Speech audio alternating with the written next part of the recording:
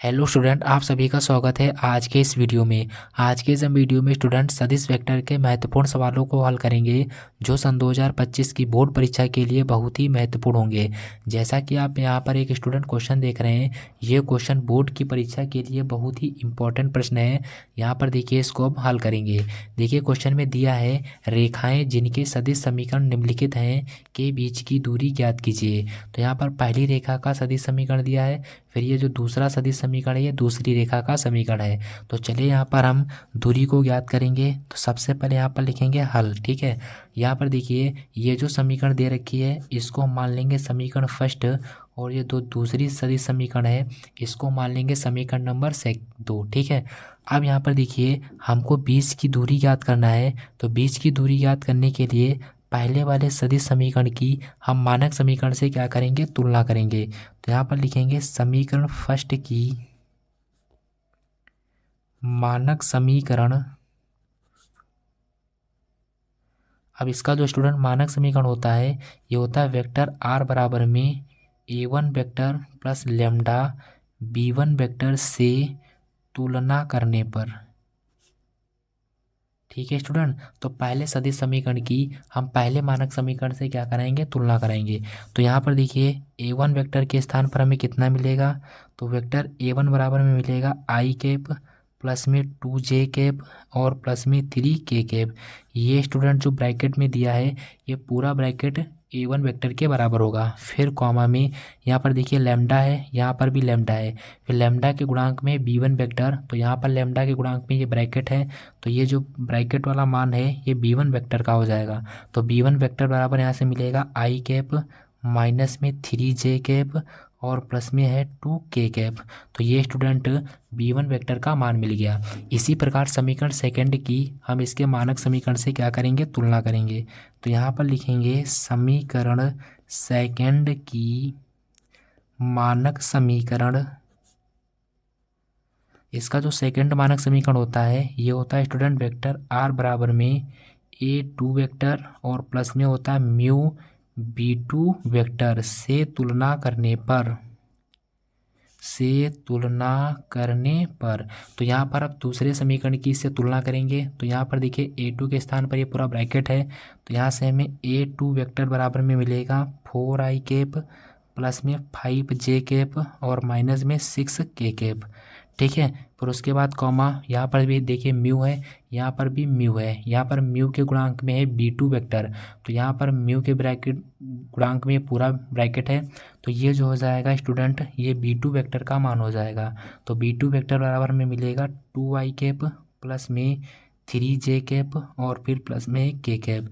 तो ये स्टूडेंट किसका मान हो गया, b2 वेक्टर का मान हो गया। अब हमें रेखाओं के बीच की दूरी ज्ञात करनी है। तो बीच की दूरी ज्ञात करने का जो फार्मूला होता है उसको पहले लिखेंगे। तो यहाँ पर लिखेंगे रेखाओं के बीच की दूरी, रेखाओं के बीच की दूरी। तो रेखाओं के बीच की दूरी ज्ञात करने का जो फार्मूला होता है ये होता है d बराबर में a2 वेक्टर माइनस में होता है स्टूडेंट a1 वेक्टर, फिर दूसरे ब्रैकेट में यहाँ पर होता है b1 वेक्टर और क्रॉस में होता है b2 वेक्टर, फिर सभी के बटे में होता है मॉड ऑफ b1 वेक्टर और क्रॉस में होता है b2 वेक्टर और सभी का यहाँ पर होता है मॉड। ठीक है, ये क्या होता है, दो रेखाओं के बीच की दूरी ज्ञात करने का क्या होता है, फार्मूला होता है।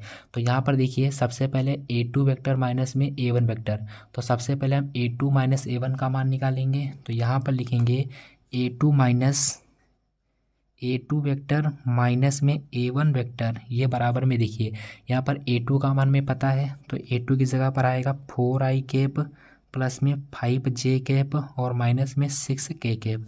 उसमें से माइनस करना है a1 वेक्टर। तो a1 वेक्टर का मान है आई कैप प्लस में 2j कैप और प्लस में यहाँ पर देखिए लिखा हुआ है 3k कैप।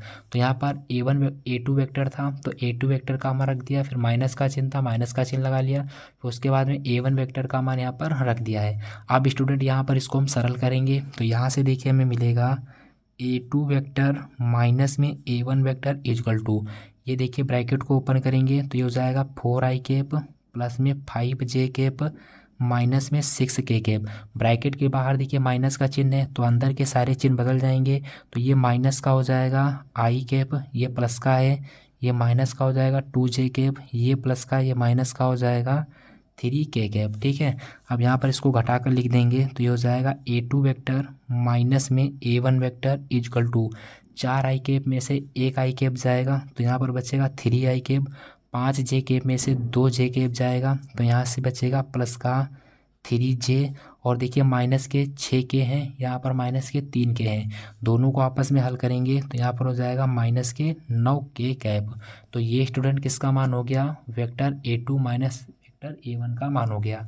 उसके बाद में यहाँ पर देखिए दिया है B1 वेक्टर क्रॉस में B2 वेक्टर, तो यहाँ से दोनों का क्रॉस गुणन निकालेंगे तो यहाँ पर हो जाएगा देखिए B1 वेक्टर और गुणे B2 वेक्टर।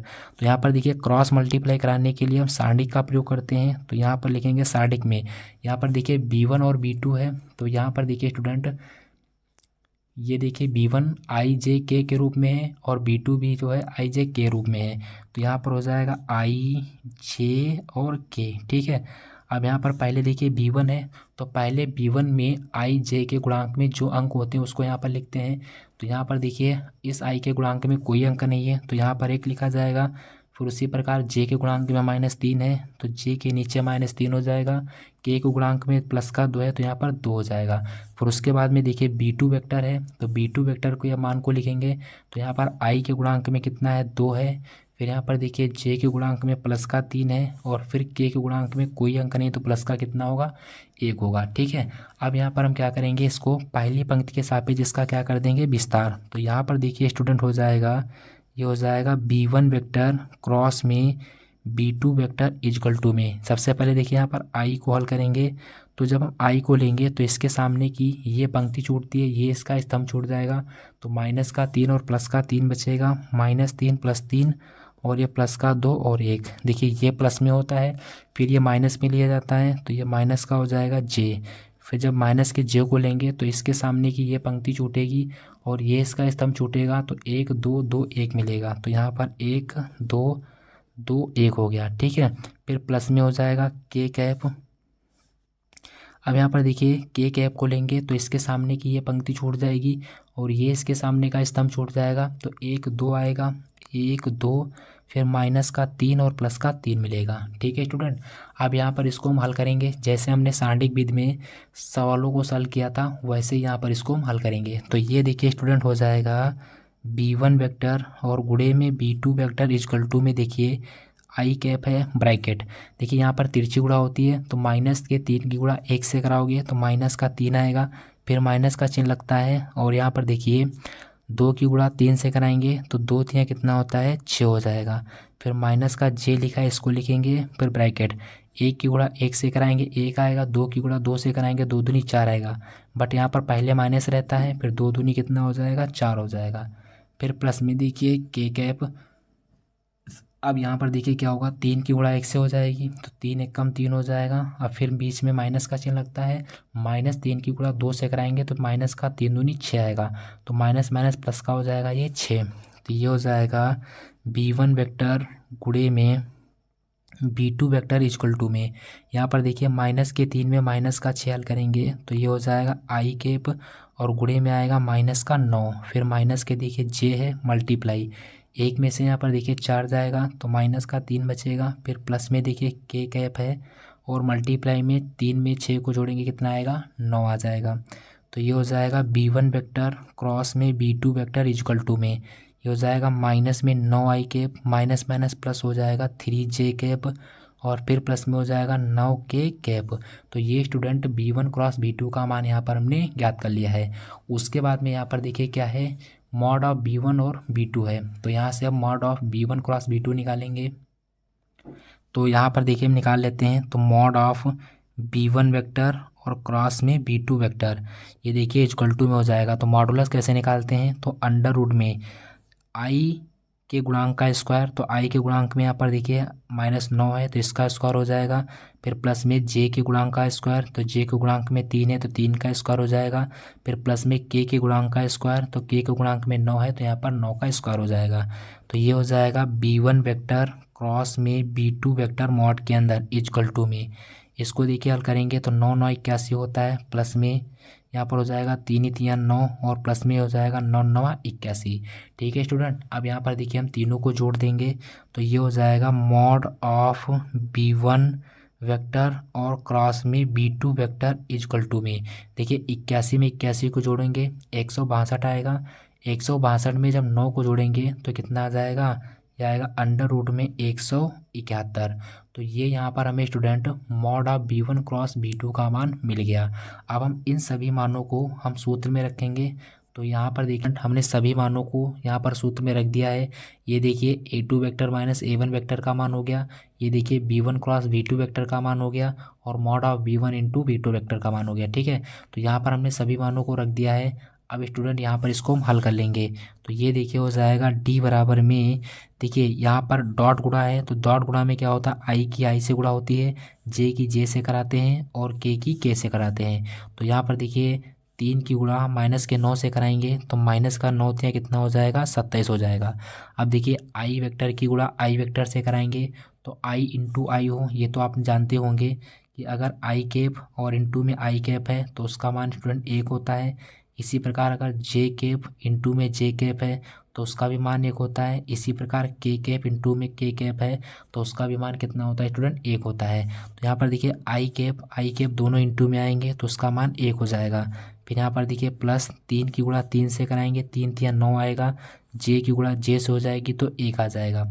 यहाँ पर देखिए ये का माइनस का है और ये प्लस का है तो माइनस प्लस माइनस आएगा, 9 9 में 81। ठीक है, अब देखिए के कैप इंटू में होंगे तो उसका मान कितना हो जाएगा 1 हो जाएगा। फिर बट्टे में यहाँ पर देखिए होता है अंडर रूट में 171 दिया है, इसको भी यहाँ पर हम लिख लेंगे, मॉड के अंदर इसको भी मॉड लगा लेंगे। अब यहाँ पर देखिए हो जाएगा D बराबर में, ये हो जाएगा मॉड में माइनस के 27 एकम 27 हो जाएगा और प्लस में 9 एकम 9 आएगा, फिर माइनस के 81 एकम 81 होगा।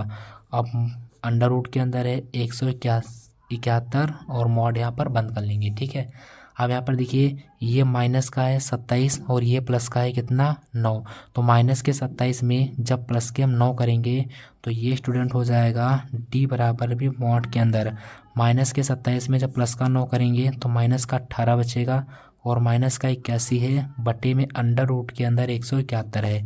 देखिए इसको और हल करेंगे तो ये हो जाएगा D बराबर में माइनस के 18 में माइनस का 81 करेंगे तो माइनस का कितना आएगा स्टूडेंट 99 आ जाएगा, तो माइनस का हो गया 99 और अपॉन में अंडर रूट के अंदर 171, वो भी ये मॉड में। अब देखिए ये मॉड से जब बाहर जाएगा तो ये स्टूडेंट हो जाएगा D बराबर में, कि मॉड से बाहर संख्या जाने पर प्लस में हो जाती है, तो ये हो जाएगा D बराबर 99 बटे में 171 मात्रक। यही स्टूडेंट क्या हो जाएगा, इसका बिल्कुल करेक्ट आंसर हो जाएगा। स्टूडेंट अगर वीडियो पसंद आई हो तो चैनल को सब्सक्राइब लाइक अवश्य करें। जय हिंद, जय Bharat, thank you, all the best.